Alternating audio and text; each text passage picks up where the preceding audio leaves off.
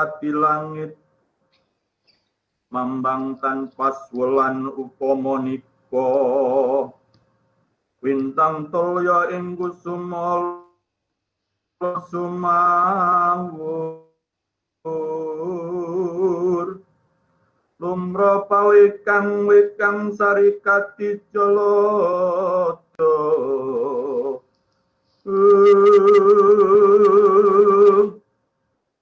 Toto pitono pundika negari Amarta negari ingkang salebetipun wonten kempalan satriya nggih menika satunggal ingkang apeparab Raden Puntadewa inggih Raden Yudhistira ingkang dados ratunipun.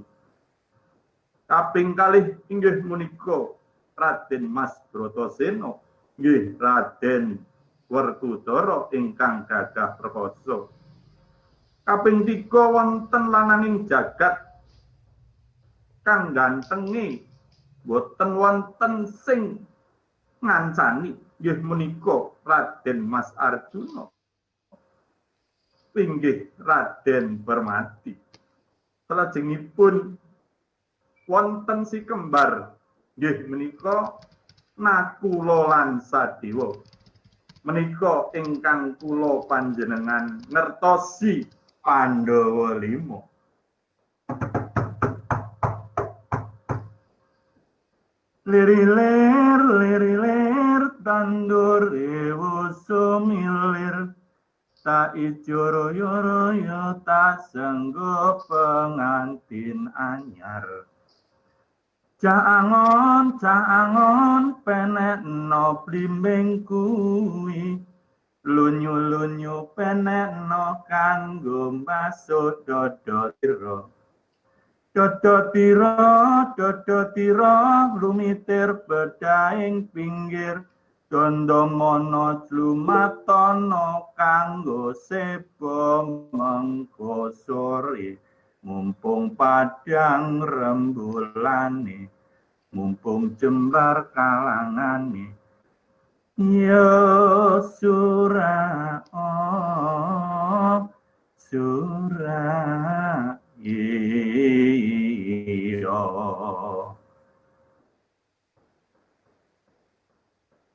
sedikit cuplikan tentang pewayangan dan ini biasa dipakai di dalam pewayangan kita.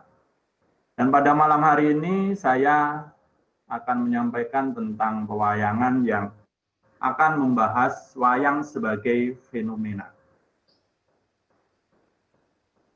Wayang sebagai fenomena yang akan kita bahas pada malam hari ini tentunya tadi sudah saya katakan bahwa apa yang ingin saya sampaikan di sini ibarat sebuah mercon itu hanya pemantiknya saja. Jadi saya lebih pada menyalakan sumbuknya.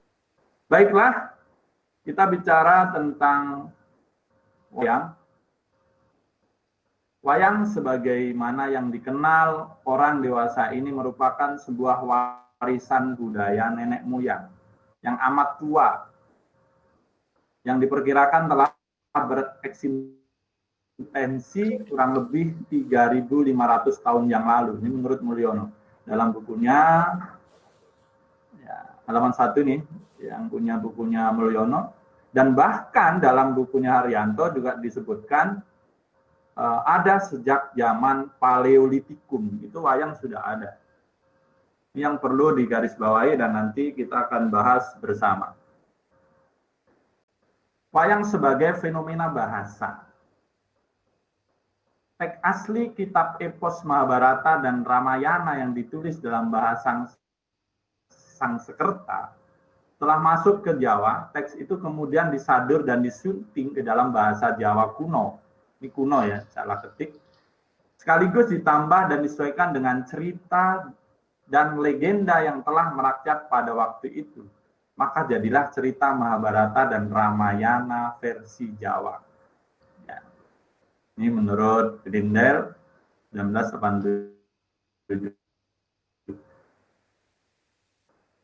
Teks dan atau cerita wayang dengan disunting dan ditambah berbagai cerita yang tumbuh kemudian dalam bahasa-bahasa Jawa, tentunya Jawa bahasa kuno, tengahan, baru, dan bahkan dewasa ini banyak ditulis dalam bahasa Indonesia dan bahasa asing. Dalam pertunjukan wayang, terutama wayang kulit, dalam memiliki kebebasan kreativitas dalam mengolah bahasa pewayangan. Akan tetapi, kebebasan tersebut bukan merupakan kebebasan yang tanpa kendali. Ada aturan-aturan tertentu yang dapat dipandang sebagai karakteristik bahasa wayang yang dipakai dan untuk menyampaikan cerita, baik yang berupa jantuan, pocopan, suluk, dan lain-lain, atau dialog antar tokoh. Karakteristik bahasa wayang yang bersifat fungsional akomodatif yang semuanya terkait erat dengan pentas wayang secara keseluruhan. Ini bahasa dalam wayang ini, memang dewasa ini sudah banyak dimodifikasi ya, dalam bahasanya. Namun hal-hal lain dalam kebahasaan itu ada yang memang tidak boleh dihilangkan. Misalnya kalau di dalam pewayangan itu dialog antar tokoh misalnya, tidak boleh di otak-atik misalnya dalam tokoh Pandawa 5, tokoh Bima itu selamanya tidak menggunakan bahasa kromo inggil. Kromo dan kromo inggil tidak memakai, dia selalu memakai bahasa ngoko. Misalnya seperti itu. Nah, ini tidak bisa diubah-ubah. Termasuk tokoh lain selain Bima, itu ada tokoh Wisanggeni di dalam cerita wayang, itu juga menggunakan bahasa ngoko. Jadi tidak menggunakan bahasa. Nah, hal-hal seperti itu hubungannya dengan pemakaian bahasa. Namun secara keseluruhan kita lihat bahwa perkembangan wayang saat ini banyak menggunakan bahasa-bahasa Indonesia maupun bahasa asing. Terutama ketika muncul acara dalam pewayangan itu ada namanya goro-goro. Goro-goro itu muncul biasanya di pertengahan ketika Semar, Gareng, Petruk, Bagong itu keluar, maka biasanya bahasa daerah setempatnya akan muncul, tergantung dalangnya dari mana. Misalnya kalau dalangnya dari Tegal, dari Brebes, dari Pekalongan dan sekitarnya, atau dari Kebumen, maka dia selalu mengatakan orang ngapak, orang kepenak. Dan itu pasti nanti hubungannya dengan bahasa. Kemudian, yang saya akan singgung yang kedua adalah bahasa wayang sebagai fenomena sastra. Dan alhamdulillah kalau bicara sastra, di dalam jurusan Sastra Indonesia Universitas Pamulang kita masih mempertahankan adanya sastra wayang. Dan ini mengarah juga karena kita juga berkiblat di UI ya, UI masih ada sastra wayang alhamdulillah. Dan di sini di dalam forum kita ada Pak Sugiyo sebagai pengajarnya dan ada Pak Hadi sastra ya. Beliau adalah pengajarnya dan nanti kita akan dibantu oleh beliau untuk memecah kebuntuan dalam diskusi kita. Wayang sebagai fenomena sastra. Fenomena sastra kita lihat kenyataan bahwa cerita wayang dipandang sebagai karya adiluhung. Ya, adiluhung itu dari bahasa Sanskerta adalah sesuatu yang luar biasa. Adi itu paling. Menunjukkan betapa tingginya nilai literer karya itu sebagai sebuah fenomena sastra. Sebagai sebuah karya sastra, cerita wayang memiliki ciri kesastraan yang dominan, yaitu ciri estetik. atau keindahan. Cerita wayang menganut prinsip-prinsip estetika timur seperti prinsip keseimbangan, kesatuan, keteraturan, fokus, variasi, pola karakteristik, tidak membedakan pola struktur tragedi komedi, menekan keindahan rasa, dan sekaligus menjadi ensiklopedi hidup. Kesastraan lama tentang pewayangan yang berasal dari Hindu adalah Ramayana dan Mahabharata. Ramayana karya Walmiki lebih tua daripada Mahabharata karya Vyasa. Namun kedatangannya di Indonesia lebih kemudian. Kitab Ramayana ditulis pertama dalam bahasa Jawa kuno, kurang lebih nih 825 tahun Saka. Tapi tidak diketahui siapa pengarangnya. Kitab ini dibentuk dalam bentuk syair yang semuanya berjumlah 24.000 sloka dan terdiri dari 7 jilid. Ini menurut Mulyono dalam bukunya ya. Ini bukunya cukup lawas karena memang mencari buku-buku wayang memang agak tidak semudah mencari buku novel. Dan kemudian kalau kita lihat dari sisi penampilannya bahwa atau panggungnya, sastra dalam wayang ini sangat kental karena ada namanya di sana drama ya. Drama ini luar biasa. Luar biasa di dalam pertunjukan wayang. Dan ini nanti kita akan bahas di sesi tanya jawab.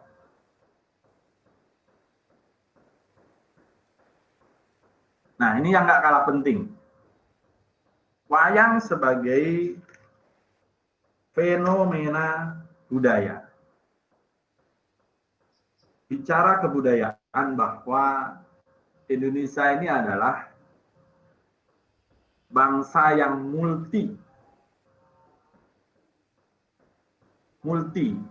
multidimensi ya, dalam sisi budaya. Ya, sebagai fenomena budaya, wayang merupakan sinkretisme dan mozaikisme dari berbagai budaya yang mempengaruhinya.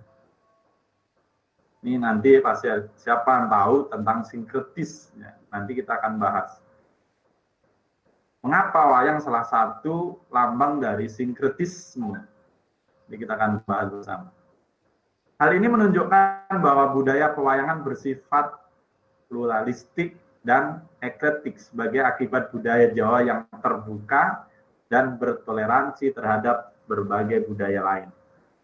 Pengaruh dari berbagai kebudayaan lain itu dapat dilihat dari sejarah perkembangan wayang sejak zaman prasejarah hingga dewasa ini.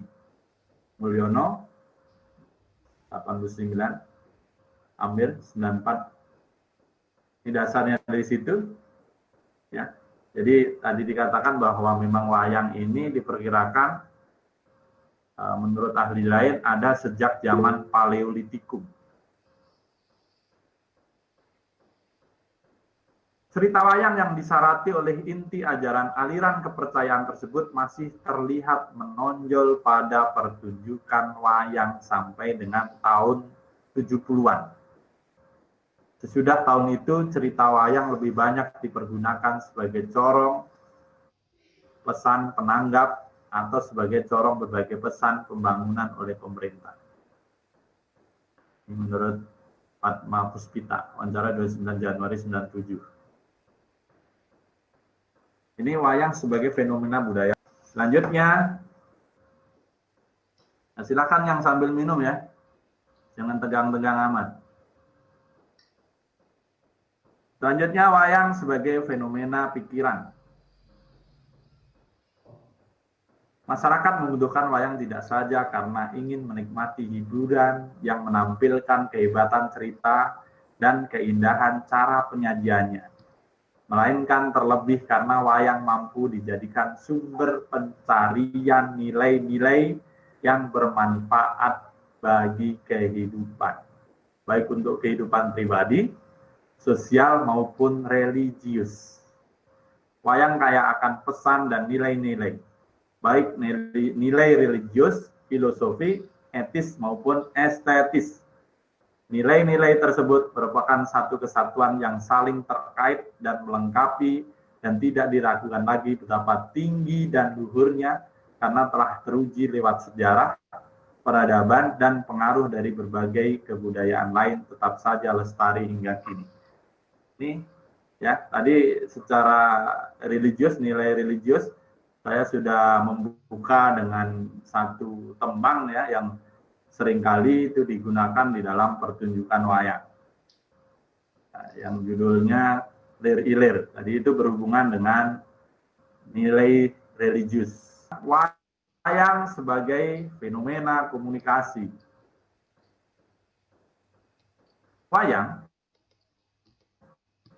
ada cerita wayang disampaikan dan atau dikomunikasikan kepada masyarakat lewat sarana pertunjukan, kaset rekaman atau buku pertunjukan wayang kulit, terutama jika dimainkan oleh dalang yang terkenal. Kalau sekarang lewat media televisi, YouTube, video dan lain-lain ya, YouTube terutama, selalu dipenuhi oleh penonton. Berbagai reaksi efektif penonton seperti tertawa, berteriak, bertepuk tangan, berdecak kagum, mengangguk-angguk, menghayati, dan lain-lain menunjukkan bahwa pertunjukan tersebut komunikatif. Makanya kalau kita bisa menonton live wayang dan dalangnya adalah dalang yang memang mempunyai komunikasi dengan penontonnya ini bagus, misalnya Anom Suroto, Ki Anom Suroto, atau Ki Mantep Sudarsono, atau Ki Timbul, atau yang lain ya, maka semuanya terjadi komunikasi antara penonton dan pertunjukan wayang tersebut. Ini luar biasa. Bagi yang merasakan, sangat merasakan. Yang belum pernah nonton, ya kapan-kapan kita nonton bareng. Seperti yang pernah kita lakukan ketika mata kuliah sastra wayang. Biasanya kita nonton live wayang di Kota Tua, di Museum Wayang, dan biasanya kita dapat sambutan hangat dari pengurus Museum Wayang. Selanjutnya, yang terakhir ini, wayang sebagai fenomena pertunjukan. Kita lihat bahwa pemunculan wayang yang semula berubah sastra wayang, itulah yang menjadi ciri khas dari sastra Indonesia. Nah, itu yang mudah-mudahan ini dua dosen kita ini, Pak Sugio dan Pak Yatno, atau juga yang lain seperti Pak Hadi dan Pak Zaki, ini termasuk manusia langka ini Pak Ola. Ya, betul. Karena susah nanti nyari regenerasi. Ya. Makanya sebelum mereka itu apa istilahnya lanjut usia, ini harus bisa menurunkan ilmu-ilmunya. Dalam arti begini, kenapa nggak bisa dilakukan sebagai syarat kelulusan mata kuliah sastra wayang, harus menampilkan lakon atau membuat kegiatan apa istilahnya sastra wayang itu dalam pertunjukan, bahwasanya sastra wayang itu sangat penting buat kita, itu perlu kita pertahankan dan kembangkan, bahwa kita sebagai Fakultas Sastra itu harus juga bisa mengembangkan ke depannya. Bagaimana sastra wayang itu bisa dijadikan apa ya? Ya ruhnya prodi sastra Indonesia, yaitu sastra wayang. Ya kan? Itu semua sayangnya memang kalau untuk tokoh-tokoh wayang ini sebenarnya, agak telat ya. Gintus itu sebenarnya tetangga saya itu. Teman sekolah SMA kakak saya, cuma ya karena sudah almarhum ya. Karena di daerah kampung saya itu sangat populer ya, di Tegal itu sana. Jadi hampir tiap malam itu atau ya setidaknya dalam seminggu atau dalam sebulan itu pasti ada pagelaran wayang ya. Cuma memang saya juga nggak mengikuti karena langsung sekolah di Jakarta gitu ya. Tapi yang saya tangkap itu bahwa fenomena wayang seperti yang tadi disampaikan oleh Pak Yatno itu memang fenomena yang unik dan hanya ada di Indonesia. Ya, di tempat-tempat lain itu tidak terlalu semarak. Nah, itu yang bagaimana budaya memberikan satu warna tersendiri. Orang kalau misalnya lulus dari Fakultas Sastra, Prodi Sastra Indonesia, kalau nggak bisa bercerita tentang sastra wayang, nah itu rasanya harus kita katakan sebagai sesuatu yang aib ya. Kenapa? Karena ruh dari sastra Indonesia salah satunya adalah tentang wayang. Nah itu ya. Maka memang kalau dikatakan bahwa wayang itu memiliki banyak dimensi, baik itu filosofi untuk kehidupan manusia, kebudayaan, bahkan juga untuk dakwah, ya, semenjak Wali Songo, itu sangat luar biasa. Jadi sangat luas pembahasannya. Nah ini sayangnya memang harus diadakan satu terobosan-terobosan Pak Hadi dan juga Pak Zaki. Kemarin kita sempat membahas tokoh Sengkuni. Membahas tokoh Sengkuni saja waktu itu berapa jam itu Pak Gio ya? Nggak selesai, nggak tuntas itu. Karena untuk bisa dikaji lagi. Belum lagi karakter-karakter wayang lain. Saya bukan orang wayang. Saya juga bukan orang sastra wayang ya, tapi saya orang filsafat. Tapi sangat menikmati sekali gitu tokoh-tokoh yang ada dalam dunia pewayangan. Nah ini yang sekarang ini agak-agak menghilang itu di masyarakat kita. Nah jangan sampai ini mahasiswa sastra Indonesia ya gagap untuk bicara tentang wayang. Nah kemarin sempat cerita sama Pak Gio, Pak Zaki ya. Mudah-mudahan nanti berlanjut ini YouTube berikutnya saya akan mencari karakter lain untuk bisa diangkat. Nah, sementara itu saja. Terima kasih. Assalamualaikum warahmatullahi wabarakatuh. Iya, Waalaikumsalam. Mengangkat tentang kemarin waktu di tempatnya Pak Dekan itu Sengkuni. Sekarang katakanlah membahas tentang Krishna atau Semar atau Bhisma. Itu mahasiswa ternyata memang dan kita memang terus harus belajar. Misalnya tentang fenomena Semar saja. Semar itu kalau ditilik, waduh, itu tinggi sekali. Dari fisiknya aja sudah simbolnya luar biasa. Saya ambil contoh misalnya, kenapa Semar itu badannya hitam. Ternyata hitam itu dari beberapa literatur yang pernah saya baca dan jalan-jalan itu mengatakan, hitam itu simbol bumi. Bumi dalam arti, yang sifatnya bumi itu kan diam. Kita tahu bahwa alam ini ada angin, ada air, kemudian ada api. Tetapi mereka ini bisa eksis karena bumi. Bumi ini kan istilahnya diinjak, tidak marah, dirusak, tidak marah. Bahkan manusia pun merusak kita, merusak alam. Tapi toh akhirnya kita juga akan kembali ke bumi juga, dikubur juga.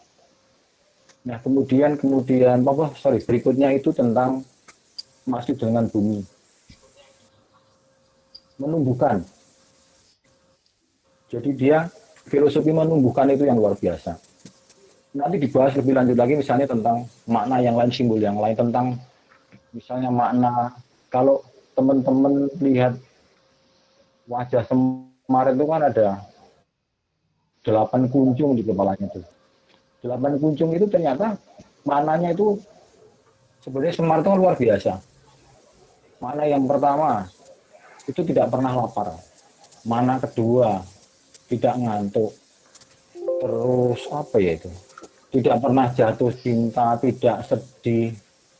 Kemudian tidak pernah capek, tidak pernah menderita sakit, tidak pernah kepanasan, tidak pernah kedinginan. Itu ada 8 pun, itu luar biasa. Bagaimana merumuskannya, ya saya nggak tahu. Itu kan rumusannya Sunan Kalijogo. Tapi dari 8 makna itu nanti dibahas kalau ada pertemuan khusus tentang Semar. kenapa tidak lapar dan sebagainya. Kemudian yang luar biasa lagi itu tentang jingle. Jadi teman-teman Semar itu punya jingle. Setiap muncul Punokawan dan sebagainya itu ada ungkapannya dan bergegek uget-uget mel-mel sak dulito langgeng. Itu juga sudah dibahas lagi satu skripsi itu. Itu menjadi menjadi 5 rumusan masalah. Bisa menjadi 5 rumusan masalah. Misalnya kita membahas tentang misalnya pakai semiotikanya Roland Barthes, misalnya membahas tentang bergegek. Bergegek itu artinya apa sih? Itu misalnya. Oh, diam. Kemudian uget-uget itu apa? Berusaha bergerak. Mel-mel, mencari makan. Sandulit. Sandulit. Nggak ada bahasa Indonesia, nggak ada sandulit itu. Aku cari terjemahan itu ya. Tapi tahu mereka.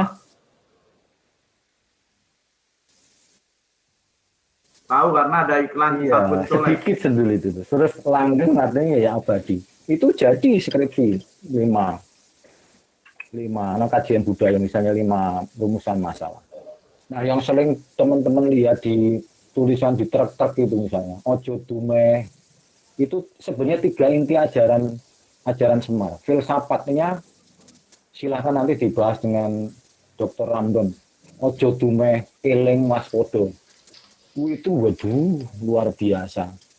Nanti di sastra wayang kita bahas atau di pembahasan ngobras. Maka nanti itu saja bro, terima kasih bro. Siap Pak. Pak, ada tambahan Pak? Ya ini memang betul bahwa keberadaan wayang ini perlu dikembangkan ya, terutama ya saya dan generasi muda ini. Saya juga masih banyak yang tidak saya ketahui ya. Menarik tadi terkait dengan kaitan antara wayang dengan sastra, dengan budaya, dengan bahasa. Nah itu memang betul-betul fenomena yang kompleks ya. Artinya ini teman-teman bisa kemudian melanjutkan tadi seperti yang Pak Sugio sampaikan, bisa dijadikan skripsi ya, ini bagus ya. Bisa melihat gagasannya, filsafatnya, nanti bisa dengan Pak Ramdon, nanti dari segi bahasa atau sastranya ya Pak Yatno tentu, Pak Hadi dan sebagainya ini sangat ahli ya, nanti silahkan bisa dikembangkan. Lalu kemudian tadi Pak Ramdon juga menarik ya, artinya akan diprogramkan menjadi pertunjukan wayang. Nah ini seru sekali. Nah saya jadi ingat ya, karena di kampus itu ada penulisan kreatif. Nah itu juga bisa dikembangkan, artinya cerita wayang itu bisa dikreativitaskan ya menjadi cerita pendek atau puisi. Nah itu saya jadi ingat wah ini bisa menjadi modal untuk dikembangkan, karena memang aspek-aspeknya itu banyak ya, bisa tokohnya dikembangkan, bisa karakternya, bisa peristiwanya. Nah itu menarik jadi cerita pendek. Nah itu kan seperti yang dilakukan misalnya oleh Seno Markayam, itu kayaknya banyak cerpen atau novel-novel yang mengacu ke sastra wayang.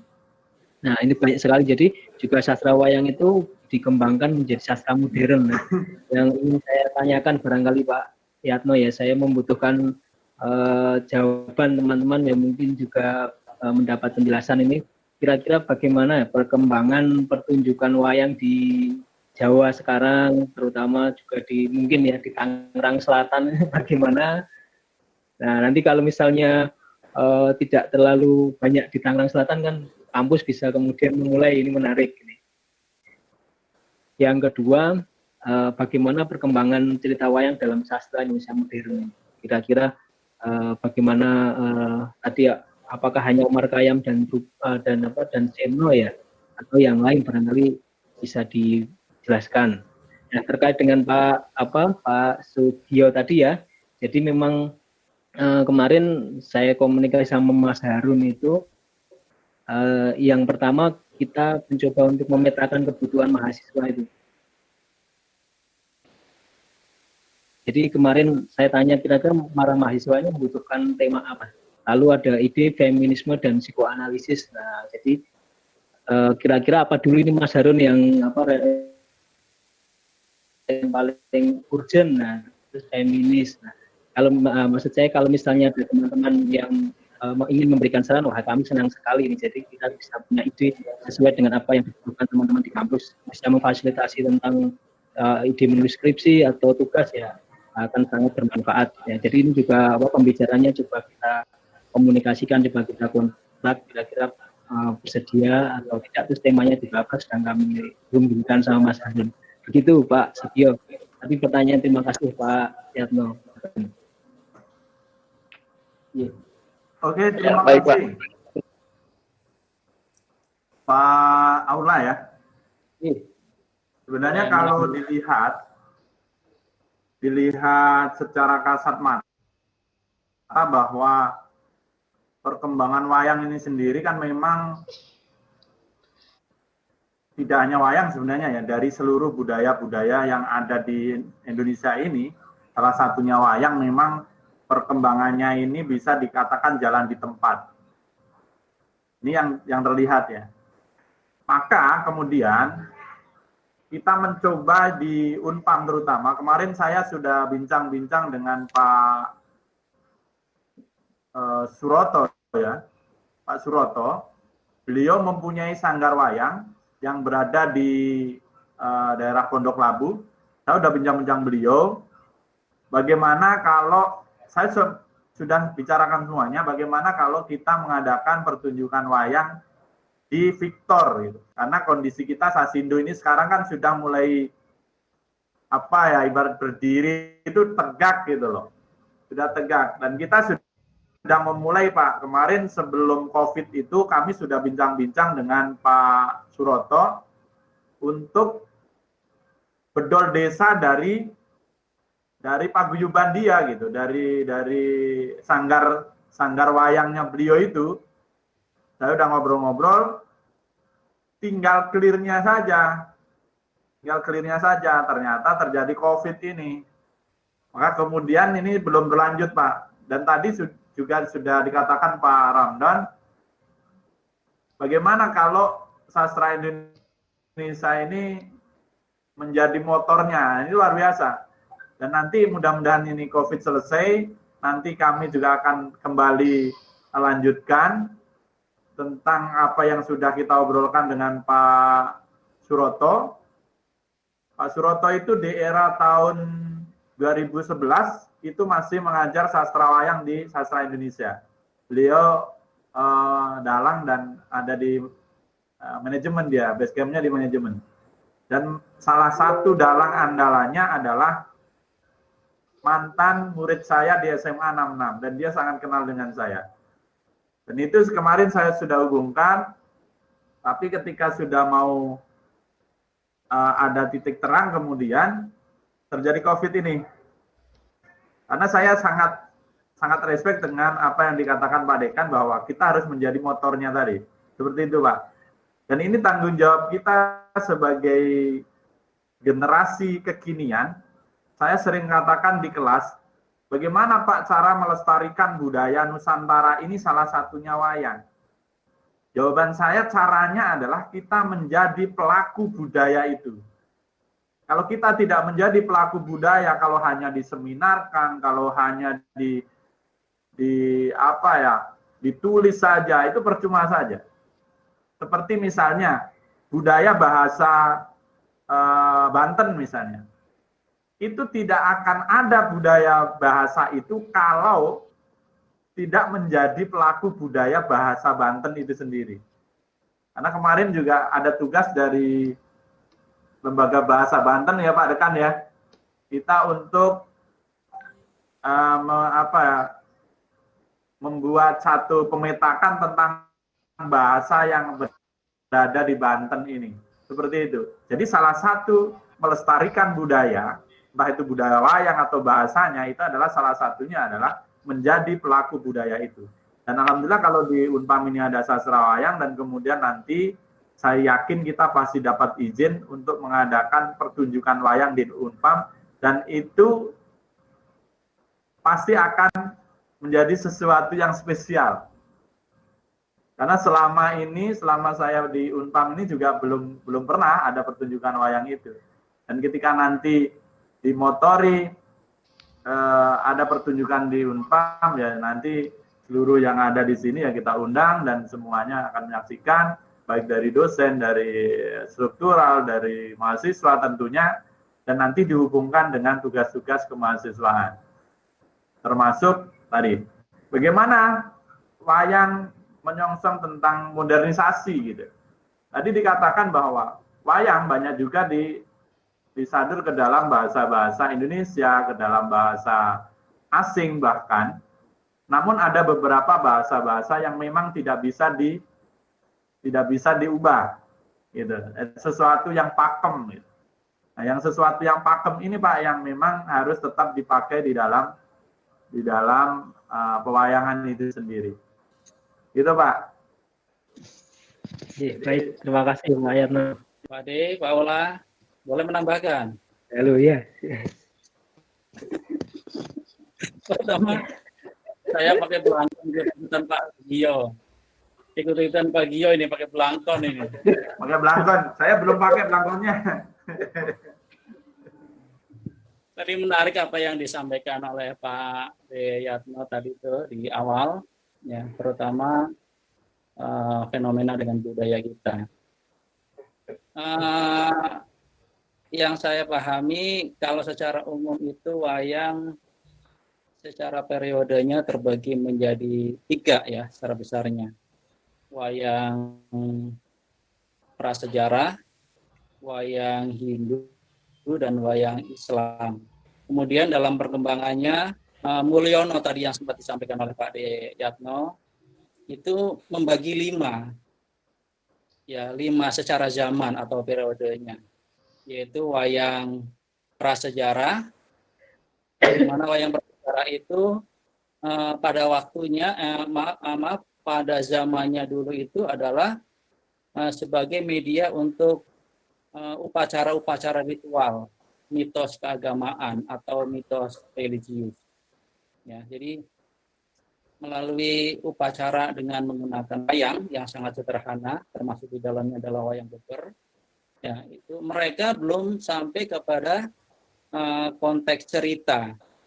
Itu hanya menyampaikan bahwa melalui ritual ini ada hubungan antara manusia yang masih hidup dengan arwah, termasuk juga dengan dewa. Jadi wayang dijadikan sebagai semacam jembatan, ya, jembatan untuk menghubungkan. Berarti budaya yang pada saat itu terjadi adalah budaya mitos religius masyarakat yang menjadikan wayang sebagai kultur dalam hal agama religius. Kemudian menurut Mulyono periode yang kedua itu wayang Jawa Timuran. Ya. Sebelum wayang Jawa Timuran, wayang Mataram, saya ralat. Wayang Mataram 1 itu sudah mulai ada unsur-unsur cerita yang kemudian cerita-cerita itu banyak diambil atau diadopsi dari cerita Ramayana dan Mahabharata. Nah, kelompok Ramayana dan Mahabharata sendiri sebetulnya pada awalnya itu ada beberapa yang kontroversi, ya, yang mengatakan bahwa wayang itu berasal dari India.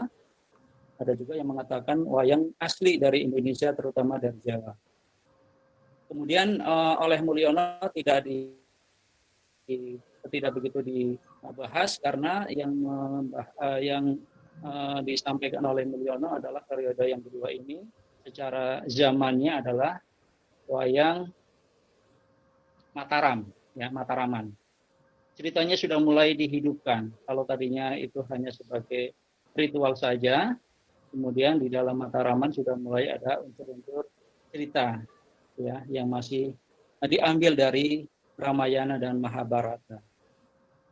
Perkembangan selanjutnya itu menurut Mulyono wayang Jawa Timuran yang ketiga. Nah, dalam wayang Jawa Timuran dulu sangat berkembang di daerah Jawa Timur, ya. Makanya disebut wayang Jawa Timuran. Mulailah muncul pertunjukan wayang kulit purwa, ya, mulai dibentuk, ada bentuk-bentuknya. Kemudian wayang-wayang itu mulai disempurnakan bentuknya dari yang sederhana, kemudian sampai wayang itu sudah mulai katakanlah sudah mulai diberi warna dan sebagainya. Jadi sudah mulai ada penyempurnaan bentuk wayang. Termasuk ada juga wayang yang kemudian dibuat dari daun-daun, kalau dulu ada suket kali ya, frontal apa ya itu ya. Kemudian ceritanya juga mulai ada unsur kepahlawanan, kesatriaan, ya, jadi mulai hidup. Zaman selanjutnya adalah zaman semenjak kedatangan Islam, makanya disebut dengan zaman Islam atau zaman kedatangan Islam. Tadi sudah disampaikan juga oleh Pak Yatno dan oleh Pak Gio juga tadi. Nah, dengan adanya unsur religi dari agama Islam, maka kemudian muncullah cerita-cerita yang berbasis agama Islam. Ini sangat hidup pada zaman Sunan Kalijogo dan Sunan Kudus, ya. Sampai kemudian tadi lir-ilirnya, ya kan? Lir-ilir itu khas sekali yang menunjukkan bahwa itu wayang Islam, wayang zaman Islam. Saya pernah menyampaikan bahwa pada waktu di YouTube-nya Pak Dekan, pertunjukan wayang Islam itu sangat menarik, sangat syarat muatan islamisasinya pada waktu itu. Dengan melihat kondisi masyarakat yang notabene belum beragama Islam, maka dengan kebijakan dan santunnya Sunan Kudus dan Sunan Kalijogo itu memberikan muatan-muatan ajaran agama Islam melalui wayang, ya. Contohnya yang paling kecil sederhana atau paling sederhana begini.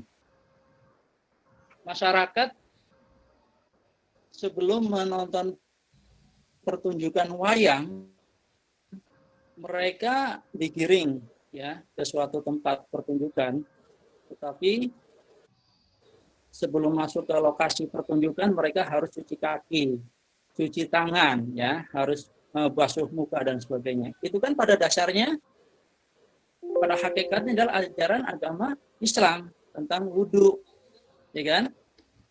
Gitu. Jadi sudah mulai cuci tangan, cuci lengan, cuci muka, cuci kaki. Itu wudhu, ajaran wudhu yang dikemas sedemikian rupa dengan baiknya oleh Sunan Kalijogo dan diikuti oleh Sunan Kudus.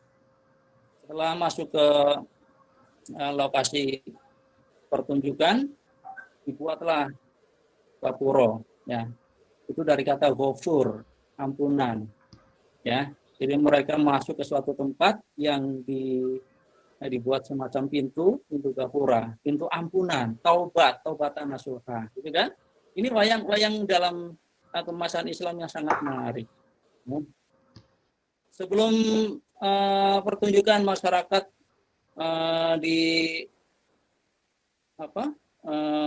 disuruh untuk berbaris rapi, ya, duduk bersila berbaris rapi. Ini kan menjadikan soft, ya, ajaran Islam. Jadi sebelum adanya ritual keagamaan harus berbaris dulu dengan rapi. Dan seterusnya sampai kemudian dibukalah dengan pertunjukan-pertunjukan awal, diantaranya adalah Jumat Kalimusodo, ya, 2 kalimat syahadat dan lain-lain. Nah itu zaman Islam.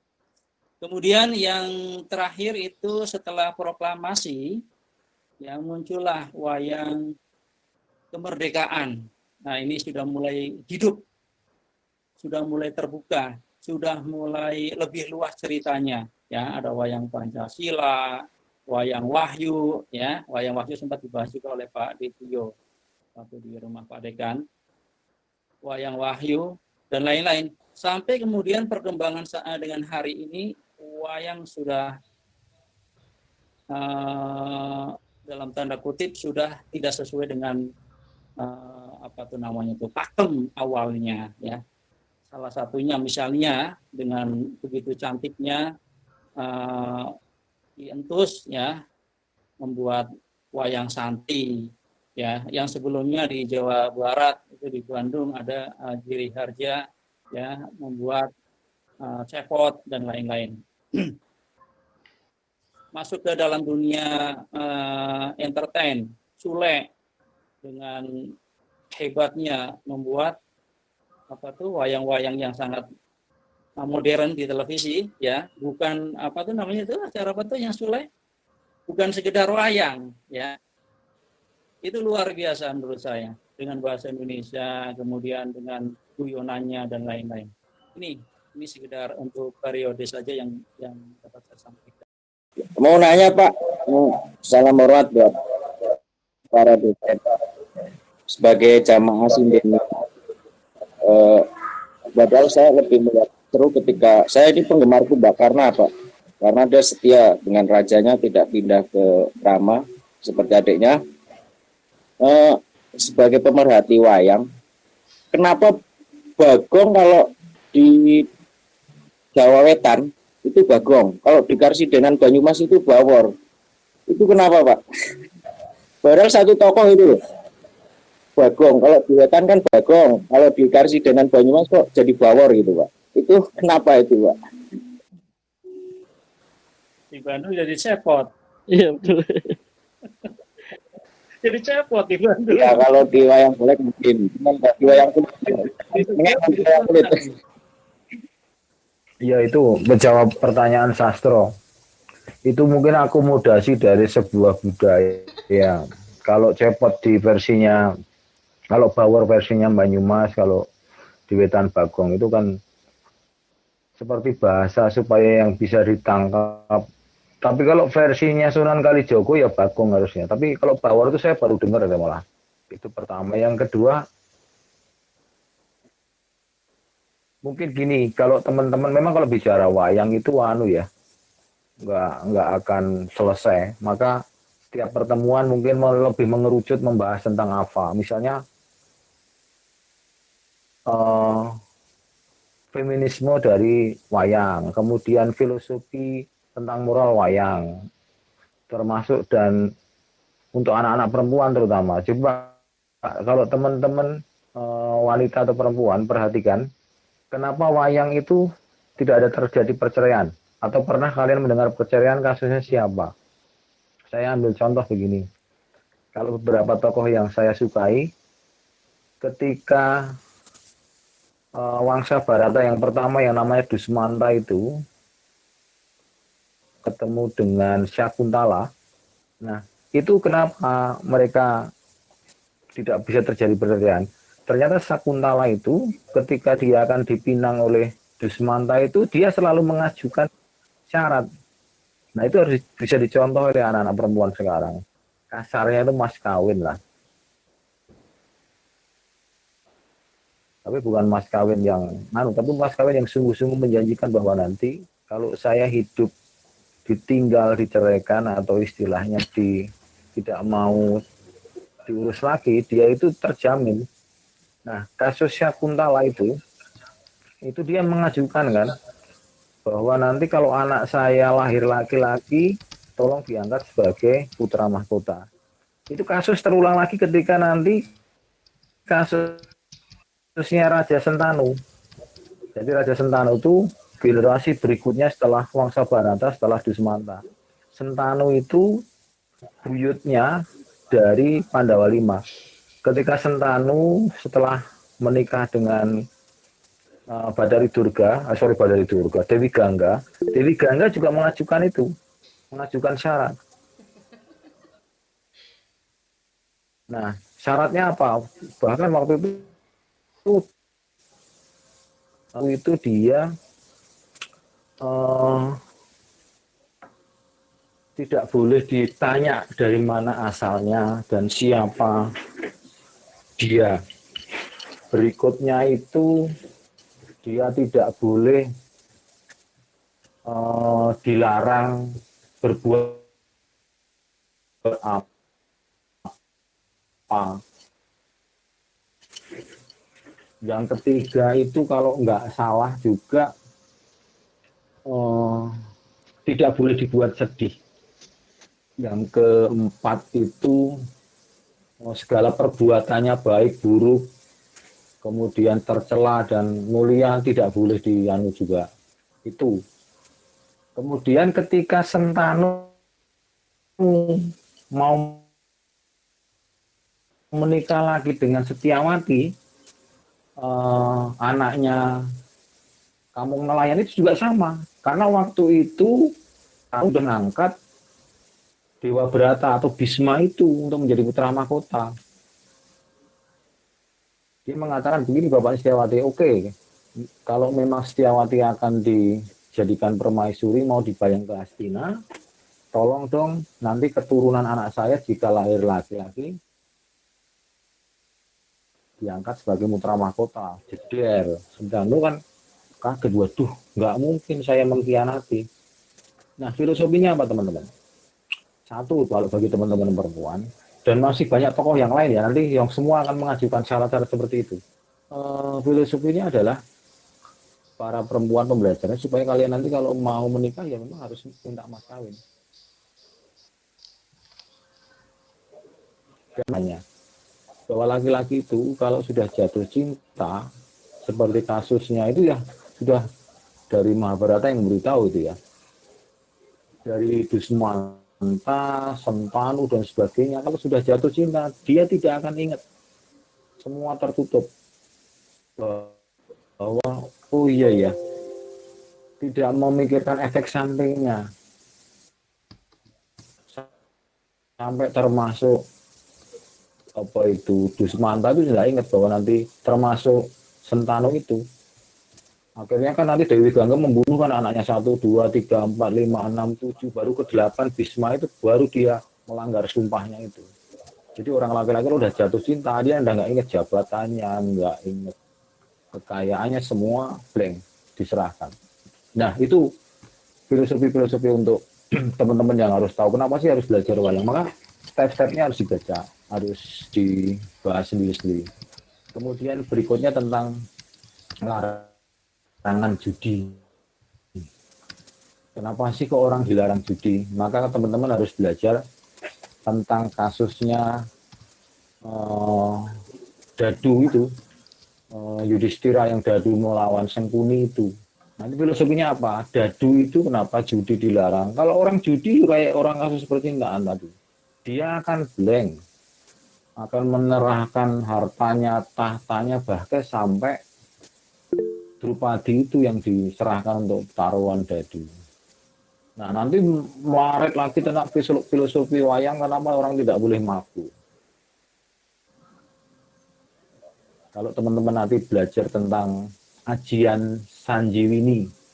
Sanjiwini itu orang kalau dibunuh, hidup lagi, bunuh, hidup lagi. Yang dari raksasa yang namanya Supra itu.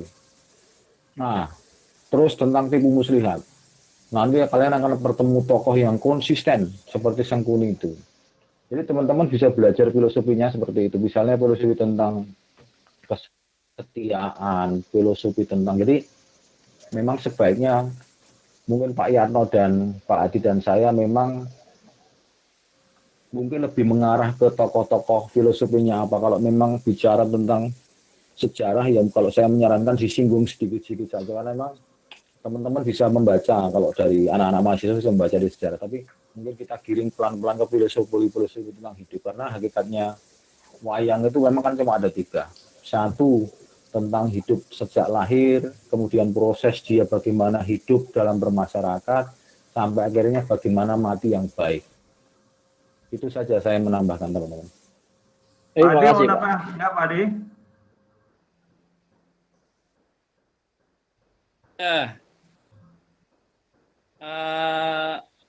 Sepakat apa yang disampaikan oleh Pak Tio, bahwa kalau berbicara sejarah ini kan sumbernya banyak sekali ya, kita bisa mencari berbagai macam referensi dari internet, dari buku dan sebagainya. Tetapi yang perlu kita kuatkan adalah kita membuat semacam menggiring kepada pembentukan karakter yang kita ambil dari wayang. Ya. Contoh kalau kita melihat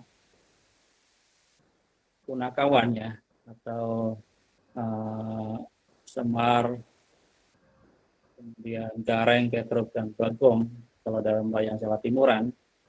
Kalau wayang di, tadi kata pertanyaan dari Mas Harun, kalau di Banyumas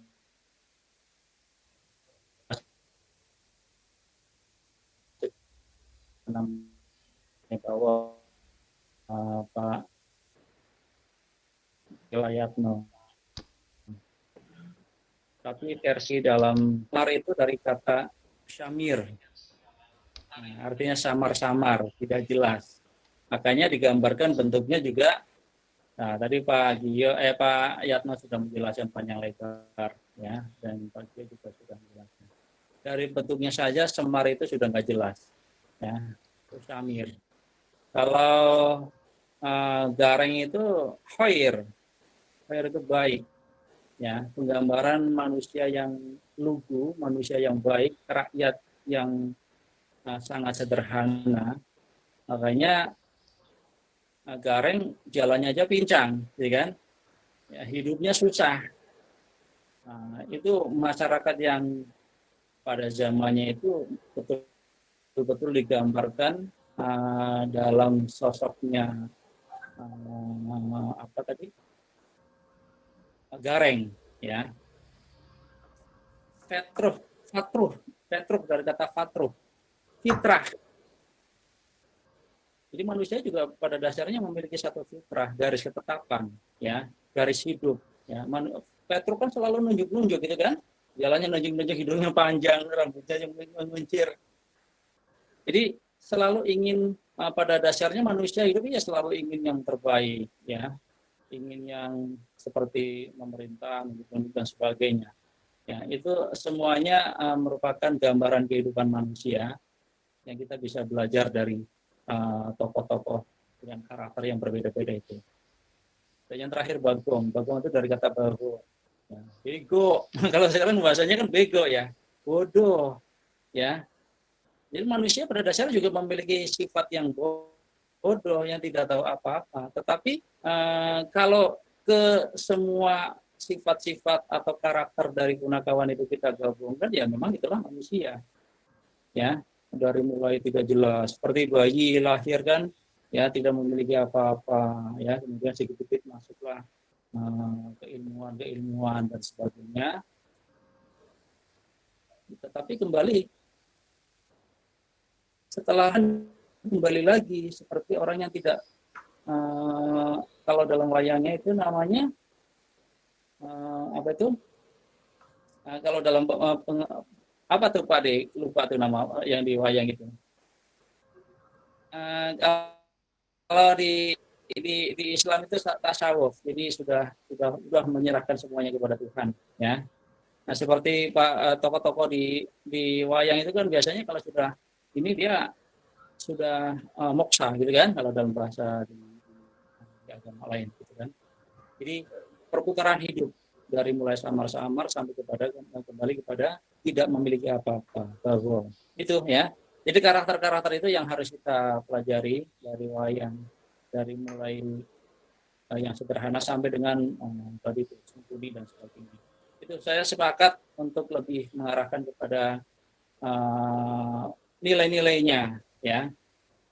Nilai etis yang paling kuat dari wayang adalah nilai-nilai etis kehidupan, ya. Ini yang harus kita selalu hidupkan, harus selalu kita dorong mahasiswa untuk meneladani nilai-nilai etis dalam wayang. Itu saja, ya. Terima kasih. Silakan. Oke, saya sedikit menambahkan lagi ya bahwa dari penanya tadi mengapa Bawor gitu ya, kok tidak Bagong. Sebenarnya ini saya lebih melihat dari sisi asimilasi budaya dalam wayang ya. Asimilasi budaya dalam wayang. Karena kita tahu bahwa ada gagrak besar yang kemudian gagrak Surakarta, gagrak Yogyakarta, dan gagrak Banyumasan. Maka gagrak Banyumasan ini sendiri sebenarnya pertemuan dua gagrak besar yang lain, yaitu Yogyakarta dan Surakarta. Dan kemudian dalam sebuah asimilasi itu biar ada ciri khas dari di mana dia berada tadi, tentang kengapakannya, salah satunya adalah dimunculkan tokoh bawornya tadi. Jadi seperti itu ya, asimilasi budaya. Jadi di sana kita lihat, coba kalau kita menyaksikan pertunjukan wayang Gagrak Banyumasan. Dalam sisi gamelan, dalam sisi gamelan atau rancaknya peperangan dan seterusnya, itu dia memakai Surakarta. Tapi dari sisi contoh kecil yang lain, contoh lain dari sisi kepiaknya ya, tahu kepiak ya, itu memakai Yogyakarta. Itu kalau dari Gagrak Banyumasan. Coba diperhatikan kalau sedang menyaksikan ini. Dan kalau Yogyakarta itu biasanya dalam kondisi peperangan pun itu sinden masih juga ikut serta gitu. Sindennya ikut serta di dalam pas peperangan itu. Tapi kalau Gagrak Surakarta tidak ada. Jadi langsung jadi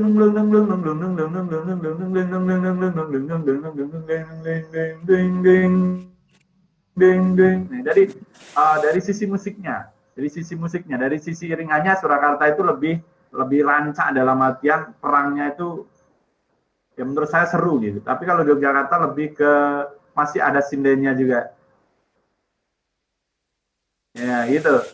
Tapi kemudian diadopsi di dalam Gagrak Banyumasan, salah satunya tadi ada sebagian ke Surakartaan, ada sebagian ke Yogyakarta. Dan kemudian muncul salah satu tokoh tadi, ini saya lihat dari sisi asimilasi budayanya, maka dia membuat satu tokoh Bawor yang merupakan menurut orang-orang dari Gagrak Banyumasan itu, Bawor itu adalah sebuah tokoh yang sabar, yang derimo, yang jujur. Kalau orang sana bilangnya tokoh yang belaka suta. Ya, jadi apa adanya gitu. Itu. Jadi seperti itu. Jadi saya lebih melihat dari sisi asimilasi budaya wayang itu sendiri di dalam tokoh-tokohnya. Karena tadi Pak Hadi sama Pak Sugio sudah menjelaskan tentang yang lain, tentang asal-muasal dari Baga atau Bago, dan kemudian jadi Bagong, dan kemudian itulah yang terjadi. Ini lebih dari asimilasi. Maka muncul nama selain Bagong ada Cepot. Sebenarnya ada nama-nama lain yang memang ada perbedaan walaupun tokohnya sama. Dan itu disesuaikan dengan kondisi real masyarakatnya, dan pasti ada hubungannya dari sisi kembali ke ekletik. Jadi memilih yang terbaik, mana yang bisa diterima oleh masyarakat di mana pertunjukan wayang itu diadakan. Oke, sekian dari saya. Pak Sadi mungkin mau menambahkan dulu. Menambahkan sedikit aja. Pertanyaannya menarik ya. Kenapa wayang itu bagi masyarakat sekarang, terutama mahasiswa yang era milenial itu dianggapnya kurang menarik ya. Dan satu lagi tadi kaitannya dengan sastra. Kalau pengalaman saya kemarin, memang saya katakan mahasiswa. Pertama kali saya masuk dengan membawa mata kuliah sastra wayang, saya katakan ini mata kuliah yang paling berat bagi saya. Saya katakan begitu. Kenapa? Pertama, saya harus menyampaikan suatu materi-materi yang barangkali sangat tidak familiar bagi mahasiswa sekarang, ya. Dari ceritanya, dari bahasanya, dan sebagainya. Sehingga saya katakan bahwa berbicara wayang, kalau toh hanya membaca saja, mungkin mahasiswa jago, ya, pintar-pintar. Dosen itu tetap harus menjelaskan, ya, tetap harus menjelaskan. Kenapa? Karena dengan berbagai macam literatur yang ada di internet itu, kalau tidak kita imbangi dengan penguasaan yang kita miliki, itu maka mahasiswa masih dalam tanda kutip masih ngambang, ya. Makanya bagi mereka ya kurang menarik. Maka pintar-pintarnya kita sebagai mahasiswa, saya sebagai dosen membuat kajian-kajian dan penyampaian yang semenarik mungkin. Kemudian yang kedua, yang tadi itu kaitannya dengan sastra. Di dalam wayang itu yang paling utama adalah ceritanya, ya. Kemudian asal muasal ceritanya itu sendiri yang tidak bisa terlepaskan dari literatur. Inilah yang menyebabkan bahwa wayang erat sekali dengan nilai-nilai sastrawinya, nilai-nilai literaturnya, nilai-nilai literasinya yang harus tetap kita pelajari. Ya. Ingat loh, prasejarah itu sudah mengenal budaya menulis, walaupun sangat sederhana. Ya, sudah mengenal budaya bercerita, walaupun sangat sederhana. Ya. Contoh yang paling sederhana adalah budaya menulis dengan membuat rata-rata di dinding misalnya. Ya, bercerita dengan cerita tuturan-tuturan. Nah, inilah cikal bakal wayang yang sampai hari ini ya tetap masuk ke dalam literatur yang harus kita kaitkan dengan sastra. Ya, sastra kan kalau dikaitkan dengan literasi kan sangat dekat, ya.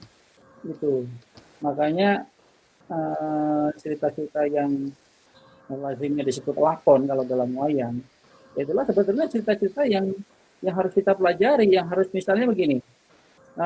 Cerita tentang Mahabharata misalnya. Nah, kan dulunya ada kitab-kitabnya, ya kan? Ada literasinya, ada nilai-nilai yang dipentaskan, diteatrikalkan, ya, dilakonkan. Ini yang harus kita pelajari. Dan yang mempelajari yang paling tepat adalah sastra, ya. Masa Fakultas Ekonomi mempelajari wayang, ya? Bukan tidak boleh, tetapi tidak pas.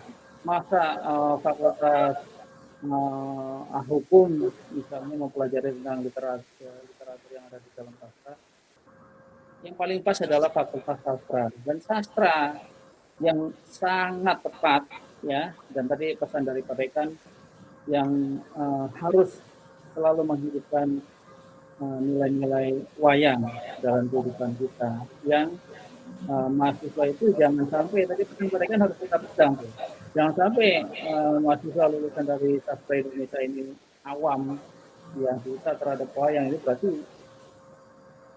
berarti gagal, lagi kan? Itu sih menurut saya, ya. Itu saja.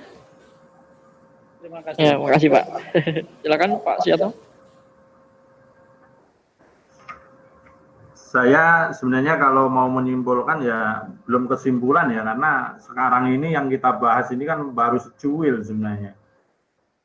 Saya lagi penasaran tentang wujud real dari apa yang kita bicarakan ini. Salah satunya adalah kita mengadakan pertunjukan live wayang yang diselenggarakan oleh Sasindo Unpam dan nanti dimotori oleh yang ada orang-orang yang ada di Obras ini sebagai pemantiknya, dan tentunya dari seluruh elemen yang ada di Sasindo ya.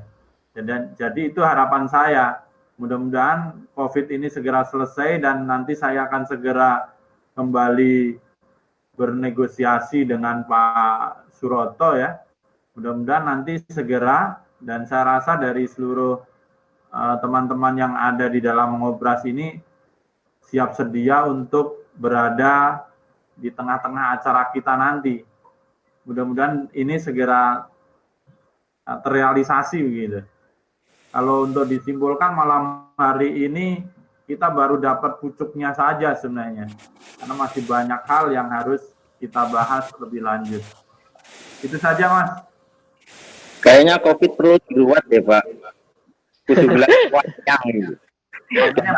Makanya berdoa bro. Yo, siap. Iya Pak. Ya Siap, berdoa. Pak. Badai biar cepat berlalu. Baik, ya. Jadi ini diakhiri mungkin Pak ya, atau mau dilanjutkan waktunya karena sudah lewat gitu kan, juga mungkin tidak terselesaikan pembicaranya di forumnya Pak Adekan waktu itu juga pasti ya membicarakan wayang ini sangat panjang gitu kan. Baik, dari teman-teman yang sudah hadir, Pak dosen juga, dan insya Allah 15 ini akan berjalan terus. Tiap minggunya juga silakan Bapak-Bapak hadir gitu kan untuk membimbing kami sebagaimana kami yang membutuhkan ilmu, haus ilmu. Akhir kata mungkin saya ucapkan sampai di sini. Assalamualaikum warahmatullahi wabarakatuh. Terima kasih buat teman-teman Pak Suyatno, Pak Wasadi, dan Pak Aula juga terima kasih Pak ya. Oke, sama-sama semuanya. Ya, terima kasih Pak. Dan sukses selalu semuanya. Ini nembang Pak, sudah nembang akhirnya gitu loh Pak. Penutupan. Iya Pak, penutupan Pak, silakan Pak. Tembangnya, apa tembangnya ini? Campur sari. Kayak tadi tuh Pak. Apa Pak? Ya. Campur sari, mau? Monggo. Pak, silakan Pak. Tarik ses. Semongko.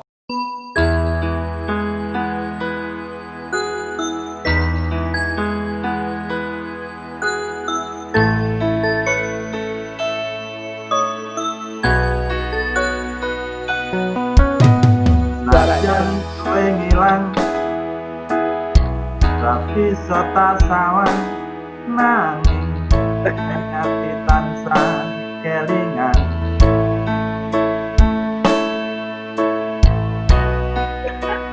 Manis